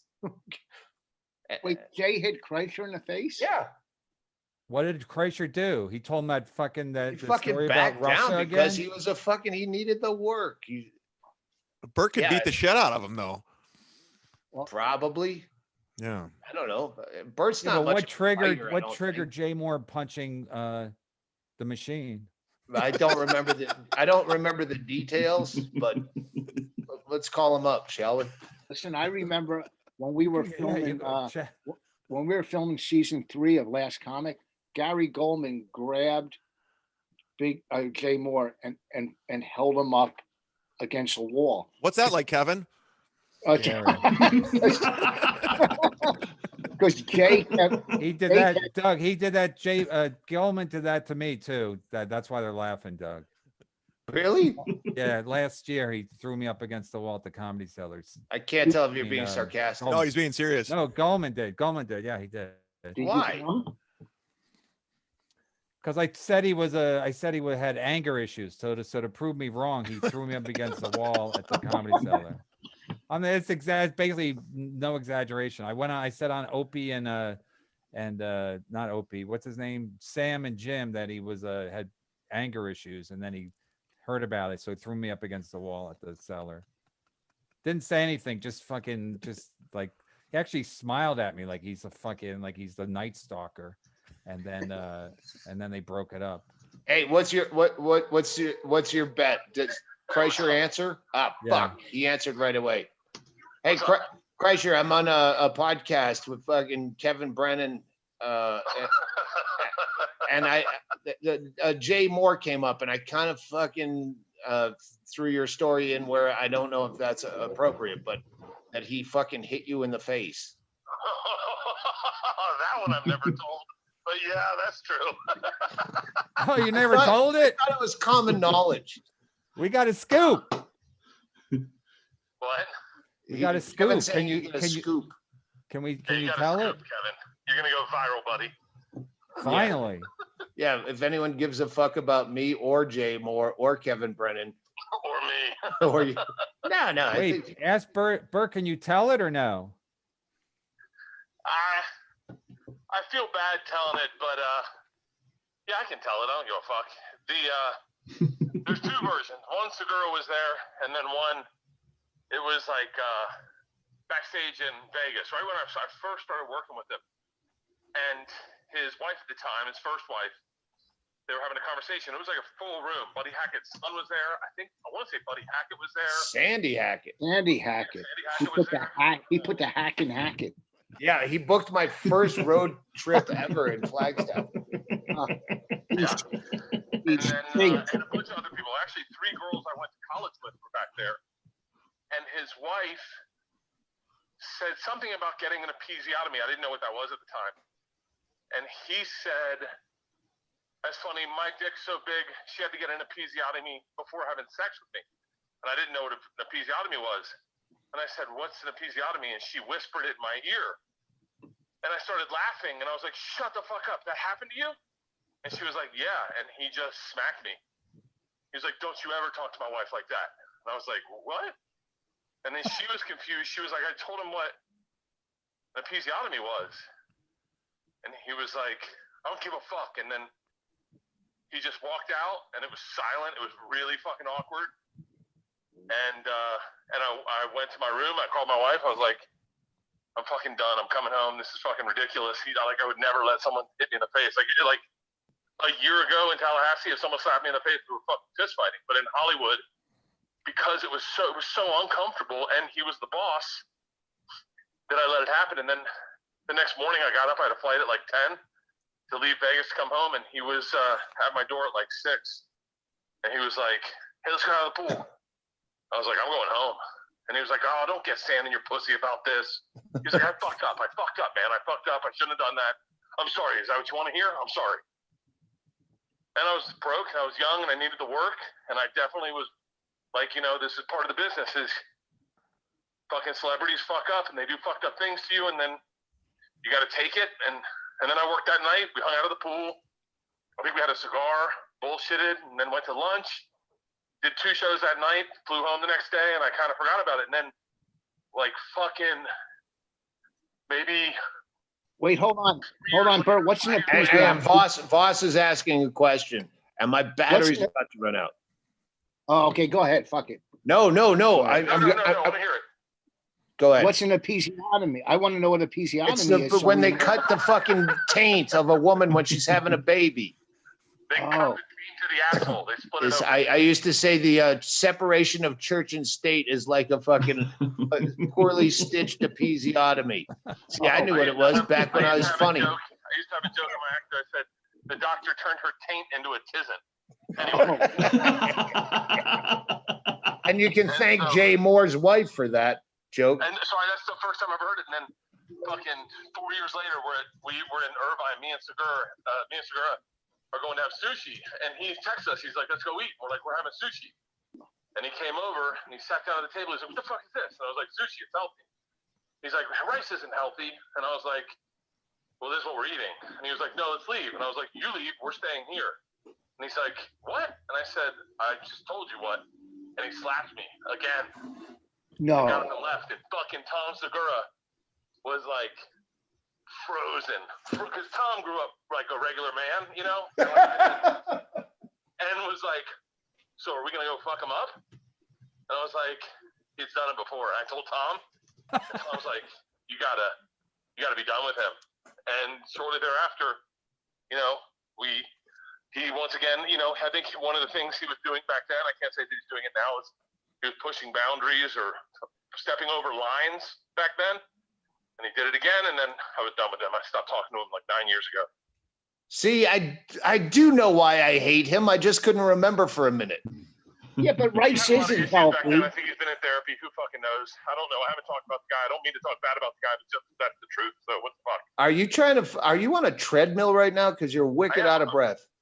Yeah, I'm trying to run 2,000 fucking miles this year. Oh yeah, I saw that. I thought he just walked up 3 stairs. But yeah, that's the story. So whatever. I'm trying to live my truth right now, Doug. Well, why aren't these stories fucking Me Too stories? I alluded to it on my last special because the bit wasn't really worked out. But yeah, violence like that, I hold on to. That's why I understand someone who fucking like traumatized me for my life. Yeah, someone smacking me in the face and me not fucking responding. Twice. I know. He's been in an abusive relationship. Oh yeah, it was an unhealthy relationship. Suffice to say, that's why we don't speak now. Is I think I came out on the other side, and you know, I had at the time that were willing to like, they kind of understood him. By the way, I think even if Jay Moore heard this, he'd be like, okay, those are 2 of the okay ones. At least he's not telling the bad ones. Oh yeah, I remember you showing up at his house and fucking. Hey, let's not tell them all, Doug. All right, that's as far as it got. We'll bring him back. Part 2. All right. Yeah. Well, as long as he heard this and he knows there's more in the fucking chamber, maybe he'll fucking relax. Yeah, he's well aware of that. Bert, the next time you see him, you should punch him right in his fucking face. Nah, I hope he's doing well. No, just be like, hey, no, just say, I know, no hard feelings, but payback's a bitch, and just, or at least slap him or something. I didn't grow up with 9 brothers, Kevin. That's not how I was raised. I mean, Jesus Christ. Yeah, but Bert, you could pay someone to do it at least. You got the money. Nah, I'm good. Yeah, living well is the best revenge, but waking up still seething in hatred, you go, oh fuck, this money doesn't cure anything. I still want to have that guy killed and shot in his spine and piss in a bag for the rest of his life. Yeah. Drinking yourself into an early grave. Yeah. I know what you're talking about. All right, beautiful. I love you and I miss you. And I wish sometimes you'd text me and go, I'm worried about you. I'm going to put out more. I'm going to tweet more about the shambles that my life is, just as a cry for help. So you call every now and again. I'll call. I love you guys. Have a great day. Bert, thanks Get thanks back for on it. picking up and thanks for telling the stories. Thank you. All right. Love you guys. Love you, bye. All right. Well, there you go. Now this is like a fucking what the fuck podcast. People are going to tune in to hear about a beef between two comics, and then you'll drift into irrelevance after that. It's a comedy dish. I mean, seriously, it's so fucked up. I mean, to your point, Doug, it's like it's not just male and female. It's like the shit you got to put up with that is just a comic and just the disrespect. But it's like Bert was always I never remember Bert not being like a good respected comic. So for Jay Moore to like think he could just hit him is fucking crazy. And Jay Moore wasn't even drinking, was he? Didn't he quit drinking a long time ago, Rich? I think he's back. I think he was back and forth, in and out. So maybe that's what it was. That one of the rumored stories that I heard from some comic was that he was pretending to be sober, but he was obviously drunk, and that was at that whatever that other story was.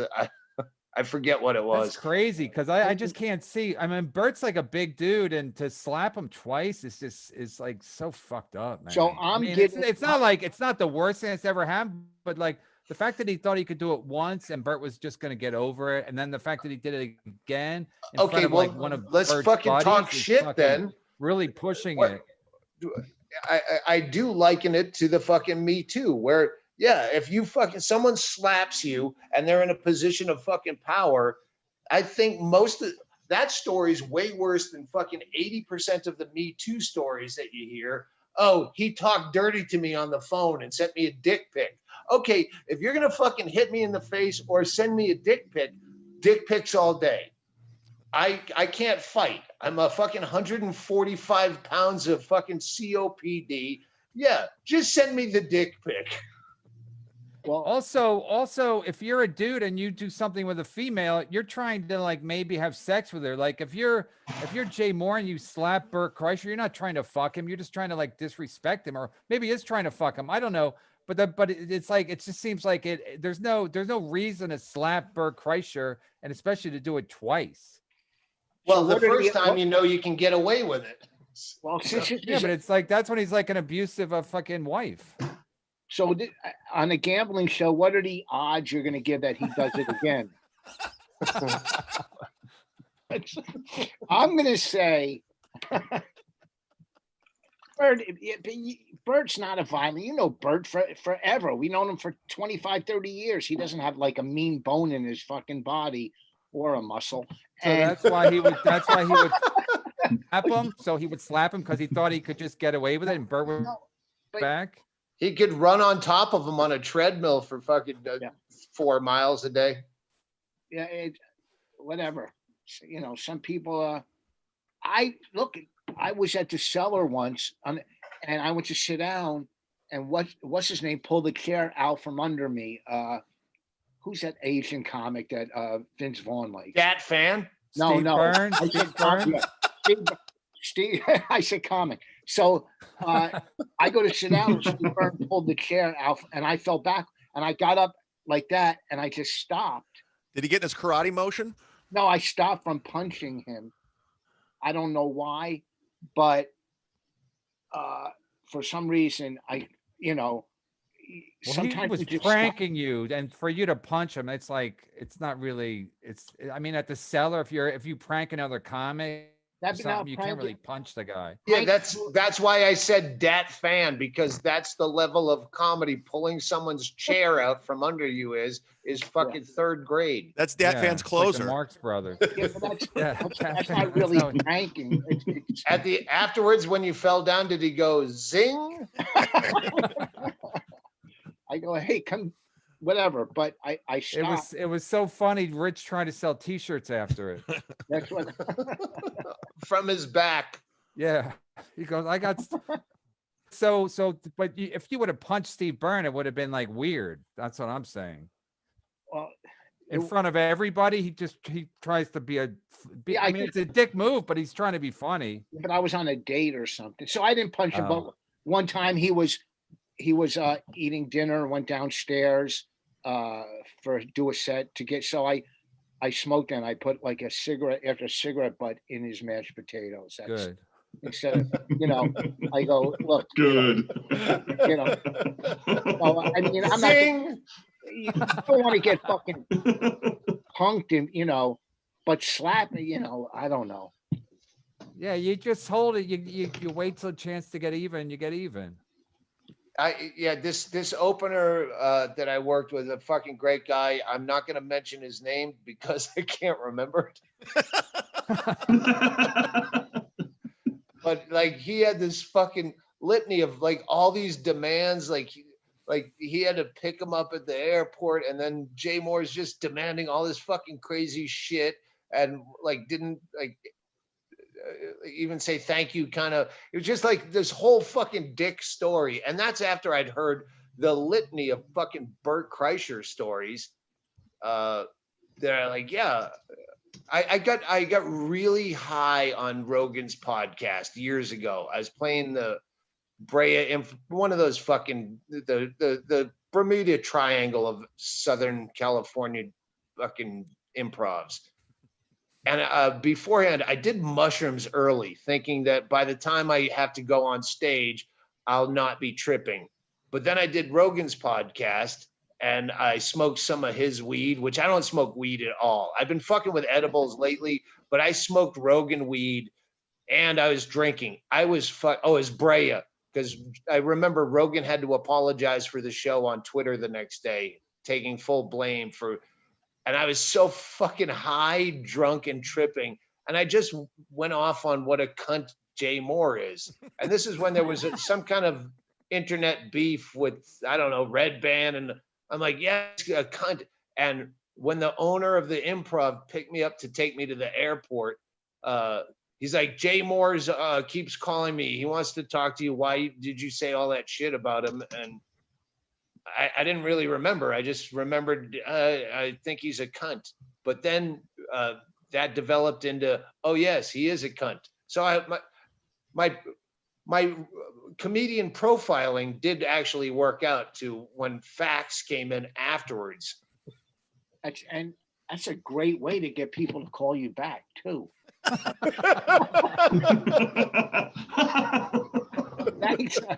Wow, that fucking Wendy in Denver. Because of Bert Kreischer, I finally met Wendy and fucking got along swimmingly. She's a fucking great person. You gotta read the book Running the Light by Sam Talent. It's so fucking good. She's in it. Anyway, you guys don't read.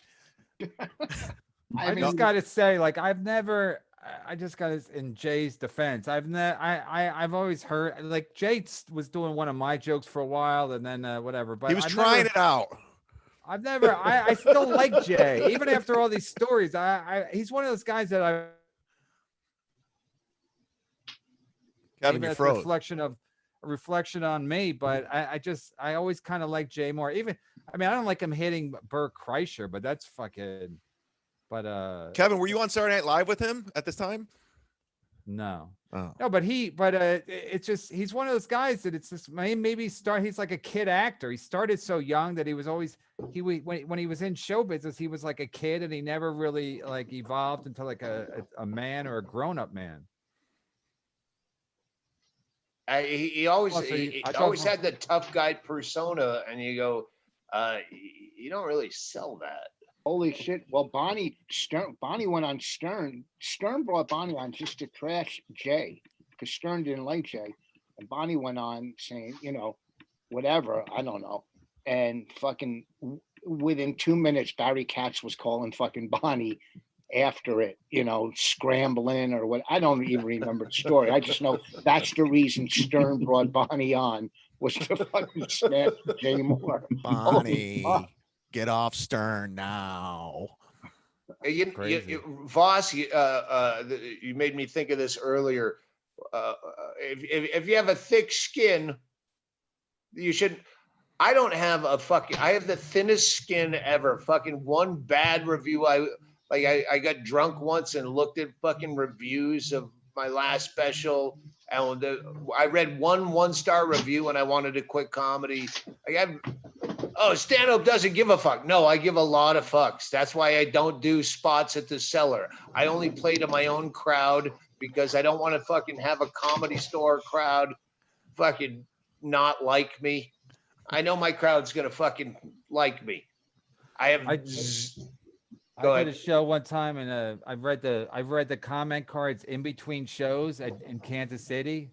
I was middling. I never call myself a feature. I call myself a middle. I was middling. So I read the comment cards, and I never did it again because I read the comment cards and they were all like the middle. The second guy was pretty dull. Like they were all saying I was dull. So I go, I'll show you fucking dull. So the next show, I'm doing all this crowd work, calling everybody cunts and whatever. And Fran Salamita, the headliner, is like, as I like come off the stage, he's like, "What the fuck was that?" I was like, "Comment cards." I don't know what I felt like I duped myself. It's like, don't read the fucking comment cards in between shows. You're a fucking idiot. And I still don't read them. Like if people shit on me on Twitter, I at this point in my career, I like the attention. So if they say I suck, I'm like, that's better than having no opinion. So that's how I look at it now. I used to try to find the comment cards and throw the bad ones out. What the fuck? Or write your own. No, back in the day, as a middle act, I would go through them, and I mean, Hedberg had a joke about it, where they go, the guy sucked or whatever, but then they put their name, address, and phone number. And I'm a comic who's got a lot of free time, but I would do that. I'd call them up. But just a quick point: feature act has to be dumped as a fucking middle act. A feature act anywhere else, featuring is a star, right? So that's just a comic expression. Just say middle act to fucking explain to the audience. Yeah, because when you said it when the MC says, "Are you ready for your feature act?" If they don't go to comedy clubs a lot, they think he's the headliner, and they're like, "Okay," and then they go, "Now you're ready for your headliner?" They're like, "Wait, there's two headliners?" Yeah, Bonnie was the feature. Oh fuck, middle act. I'm writing this down. Sorry, we just had a little bit of a meeting. Wait, I think I just told the story I heard. And plus the middle act makes it sound like exactly what he is. He's the middle act. There's nothing special about him. He's killing time before your headliner. Hey, relax, Kevin. He's in the middle. He's in the middle for a reason. We were just the middle act has the easiest ride. They get the fucking, when I open for Louis, I'm like, this is amazing. You get to go on first. The kitchen's still open. When you headline, the kitchen's closed. You got to deal with the fucking check spots, last call, all kinds of shit. And the middle ends up talking to the waitresses because he had a good set, and it's fucking terrible. So don't call him a fucking feature. Just call him, he's a middle. He lives in his car. He's not doing that well. I heard a story about Stanhope that he got hate mail, and then you wrote back to the lady saying that the club owner wrote your set. Oh yeah. You had to do what the club owner wrote. I could probably find that if I was more internet savvy. Yes, and that was Skyline in Appleton, and he forwarded me an email. Oh, it was that same thing I was talking about. It was the same show where we were doing a benefit, and Sean Rouse had that fucking brilliant tsunami bit. If you don't know Sean Rouse, just look up Sean Rouse Tsunami. It's one of the best bits ever written. And like they were making fun of 9/11 and the tsunami, but he made the mistake of including her email. So I wrote back directly to her saying, "I'm glad that you share the same concerns. I don't know if you know how comedy works, but the club owners present us with a script at the beginning of the week, and we were appalled at some of the material that we were forced to do. And I did it completely straight. And she wrote back, OMG, I didn't know that that was the thing. I'll be sure to let the owners know that we do not appreciate. That's beautiful. Wait, did the club owner forward it to you because he wanted you to feel bad, or he just wanted you to know about No, it? it's fucking Cliffy from Skyline. He thought it was funny too. Oh, That's why I asked, why are you still getting grief at this age from club owners when, like, Oh, no, I don't get, listen, I don't get grief. I emailed Wendy. I go, I told them the story. I go, let bygones be bygones and let's move forward. She never got back to me. And I wrote again, by your lack of response, it looks like we're going to work together. She never wrote back to me. And I go, here are some available dates. She never wrote back to me. I go, listen, I don't want to push my luck, but can I bring my own middle? And I never wrote back to me. I sent this guy up in fucking, I don't care. Bloomington. Tell the Bloomington. Yeah, I told this guy Bloomington, I go, look, I like to work your clubs, but I think you're an asshole. So the weekend you book me, you try not to come that weekend. I don't know. I remember what do you got to lose? when I was still like a fucking Beautiful. a road comic, when like literally a road comic, when I lived out of my car, basically, or a little bit after that. Zoe Friedman was booking Letterman. And I thought it was funny. I always kept one of those micro cassette tape things in my car too. Yeah. So I sent her for my submission to be on Letterman. I sent her a micro cassette of my act with one of those, the 4-frame carnival photo booth things. Yeah. Yeah. You get in a booth and you take. So I cut out one of those pictures that fit perfectly in the micro cassette, with a bio written on a Post-it note. This is my submission tape to be on Letterman. And she did actually write me back saying, that's funny, but yeah, this is how you do it. Yeah, don't you have a thing with Go Bananas, Rich Voss? No, I think I go, you're a sound man. I told him, but when No, he was a Joel. sound man, then he started booking the club, then he became general manager. John Chung used to run it. Look, Oh, Mikey. Mike. Yeah, Mikey. when John Chung booked it, it was great. We used to work there and go to the casino on the boat. And I think he brought me in, and maybe I made too much money, or I just was myself, and he probably got some fucking complaint. Listen, I had a guy. Wait, Chung or Mikey? Hang on. I Mike. fucking Not love Chung. Go Bananas. Chung was great. Yeah, Mike, Go Bananas was great. yeah, Mikey, just look at, who the fuck knows? I worked a club in Michigan, some fucking warehouse, Ridley's or something, and I had a table. I did 1,000 people, whatever. Mark Ridley's.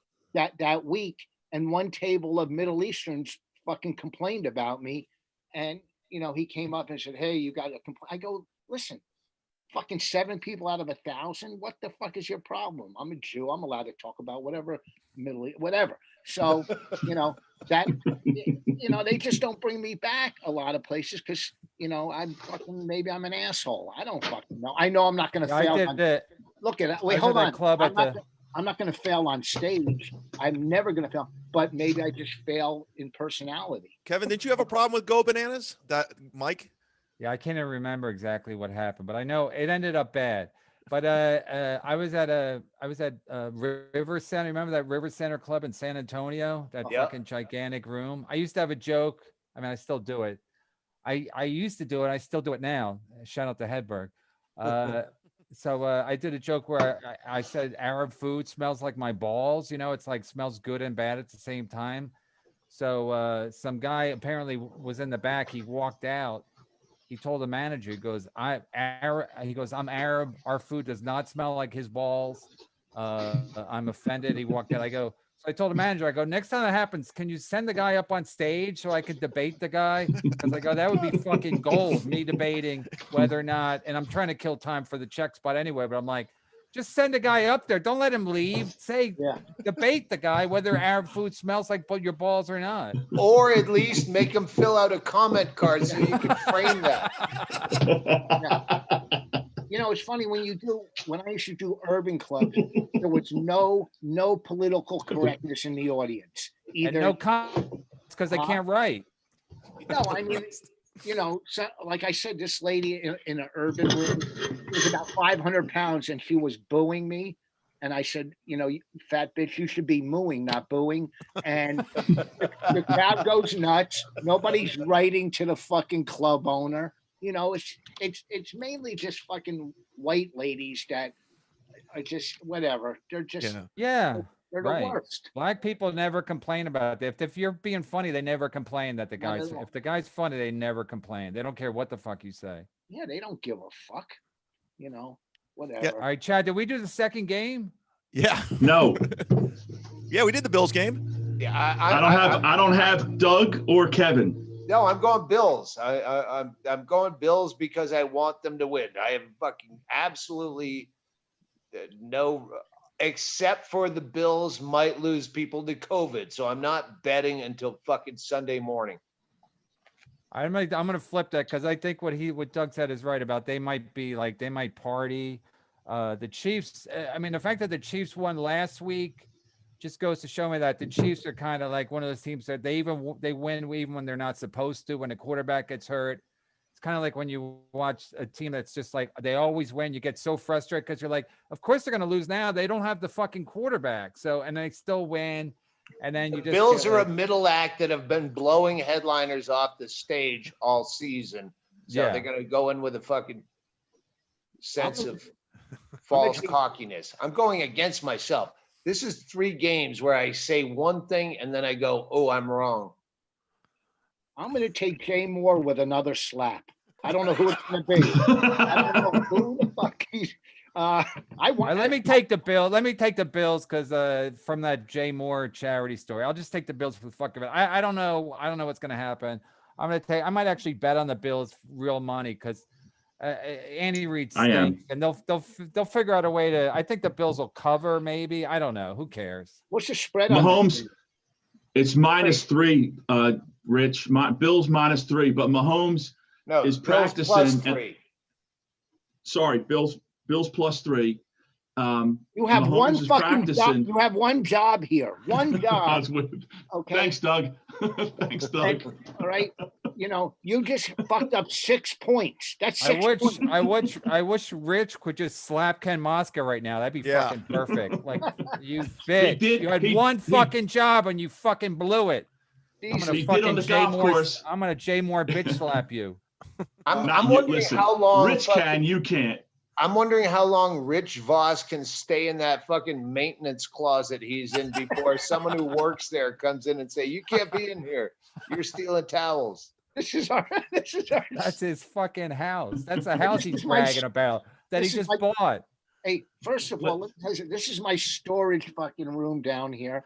Okay. If I took you up to my fucking 1 acre of property house, you'd be amazed at the beautiful Victorian pictures I hung up. All right. Hey, do you have a urinal on your fence? I do. No, but I have one. We didn't even notice that. That He's is got arborvitaes. No, but I Rich have has one. arborvitaes. I have one in the bedroom. So, and I have my own bedroom here, which is great. Oh, You know, That is a fancy. nice touch. you know, Fancy. it does look like a storage unit. All right, Ken, I'm gonna take the Bills. I'm gonna take the Bills. Me too. I think Bills around the We all horn. took the Bills. We all took the Bills, Chad. Are we doing any side action that we talked about? Do you That's guys up to know Kev. Colum Terrell? Who? Hey, he's some Irish comic that's in New York. Colum Terrell. I did his podcast. He's doing like $100 Super Bowl squares. Oh yeah, somebody sent me a link to it. Yeah. I'm gonna. Yeah, and that kid will be long fucking gone when she gets that money. Okay. I'm gonna bet $20 that right after this podcast, Ken runs up and has a meatloaf. I'm trying to get to my Johnny Walker Blue. This is taking much too long. All right, let's wrap it up. Yeah. Yeah, we gave people way more than they deserve. On Yeah, and this I one. We got 'em a apologize for the fucking- I apologize for the lack of diversity in this podcast, guys. And we had a Bert Kreischer classic story. We had we have shots of Stanhope now outside in the desert. That looks like a You know, painting. in the desert. Look at that. Yeah, you're up on top of the deck now. You're we can't see. You're frozen. The visual Frozen. froze. I think you're out of Wi-Fi. There you are. Oh, there Wow, you that's a good. Wow. Where's Morgan Murphy's house? Down the street. It's a shithole. Oh, it's more crowded than I thought. I thought you were totally secluded, so that's good. Oh, You got a pool, dog? that's nice. No, All right. that would require maintenance. Yeah, but you got a urinal right outside your. Where's the urinal? It's like it's outside. Oh, it's on your It's on your Can you property, see but it? you piss outside. It's on the You fence. piss outside. Where the arrow? Do a close up so we can see my career. All right, let's wrap it up. Well, this was a lot of fun. I appreciate you inviting me to this. It was a pleasure. It's a pleasure. And you can follow Doug on Twitter at Doug Stanhope, at Rich Voss. He might block you. You never know. Listen, And- don't act like I'm some fucking pussy. I fucking take care of who needs to be taken care of, all right? Yeah, just be real gentle with him Oh, on geez. Twitter. Yeah, you gotta compliment him first. Tell him you like Yeah. his hat or whatever. Just Yeah. treat it like hospice care for his career. And just palliative. Oh, yeah, as he's walking around that fucking salvage yard. Let me explain. Like Sanford and Son. Or, Where's Stephen Avery?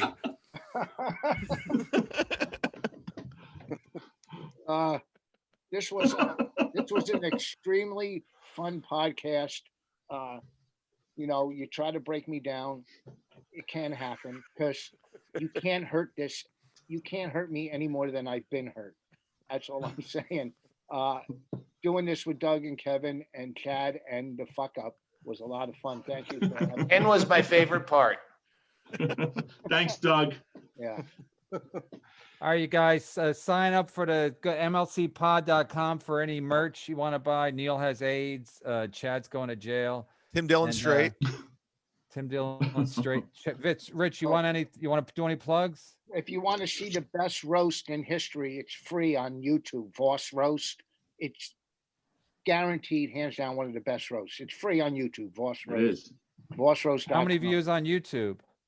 450,000. I'll check. All right, that's good. All right, Doug, you I got anything bought you it. want to plug, Doug? The book is still Audible only till next month. We'll put out a hard copy. No encore for the donkey. It's And yeah. what's the show? What's the book the Don't Run the Light? Who's book Oh, is that? Running the Light by Sam Talent. That's going to come out Audible soon. It's the best comedy book that I've ever read. It's fiction, but there's real people in it. And if you've ever fucking done the hideous parts of the road, yeah, it's fucking brilliant. And I'm not a book guy either. But when you read it, you go, oh, fuck, this is the best depiction of road stand-up, because there's never even been a good movie about road stand-up Yeah. in comedy. I So gotta yeah, get this it. book I gotta is get the fucking. book. I got to finish my wife's book. Do you have a Doug? Do you have like a website that they can buy all your stuff on? Because I know I have some fans that are also fans of yours. So they rave about your merch stuff, your t-shirts. Do you have like a website they can go to? Yeah, it's DougStanhope.com. It wasn't taken. Wow. It's surprising nobody would take it just to take it so that you'd have to pay them for it. Well, I got it back when websites were a thing, and I knew people that would get a website for me because they know I don't know how to do that. See, it's good to be liked. It's good to have openers and treat them right and let them sell fucking ding dongs after shows, because they can also make a website for you. Hey, before we hang Hey. up, let me tell you something. I tip my middle acts, okay? You do Yes, of course I give them a tip because they don't make any comedy tips or money No, tips? money. I tip the chef and I tip the fucking middle acts money. I What do give you 'em- what do you mean? You give them $20 and you say good job? No, I give them maybe like 50 to whatever, depends, for gas money to Wow. go out and drink that night. You know. A fun thing, I did a tour where I knew my material was fucking subpar and I needed to work shit out, and I don't have a place to do that here. So I did a tour in shitty mountain zone, fucking Fort Collins, Colorado, and Missoula, Montana, that kind of run where you go. So I was hosting and I brought 2 headliners, friends with me. So I would host and then but the fun thing I would do is I'd find out that there was a local open opening, open micer in the audience from the owner. Yeah. And then I'd go, all right, your next comic is a very special guest. He's local and he's very special because he has no idea I'm about to say his name. And make him get up out of the fucking audience in 5 minutes. Oh, fuck. That was Hey, the don't most forget- fun ever. Comedians to the Compound this weekend in Atlantic City. I'll be with Cumia and the boys. All right. Oh shit. Fucking Cumia. I've been saying I'll do his fucking podcast forever and I forget because it gets buried in my email that I don't check. But yeah, I gotta fucking respond to that and do his podcast. I got to respond to the FBI for sending me that picture of him. God,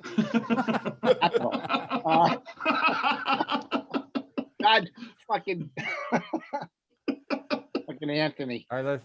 Yeah, All be right, sure to we're follow done. Jay Moore on Twitter too. JMoore37. Yeah, what is he on Twitter? JMoore30 JMoore37. at JMoore37. Yeah, don't say they were fucking singing your praises, Jay Moore, and don't give them a timestamp.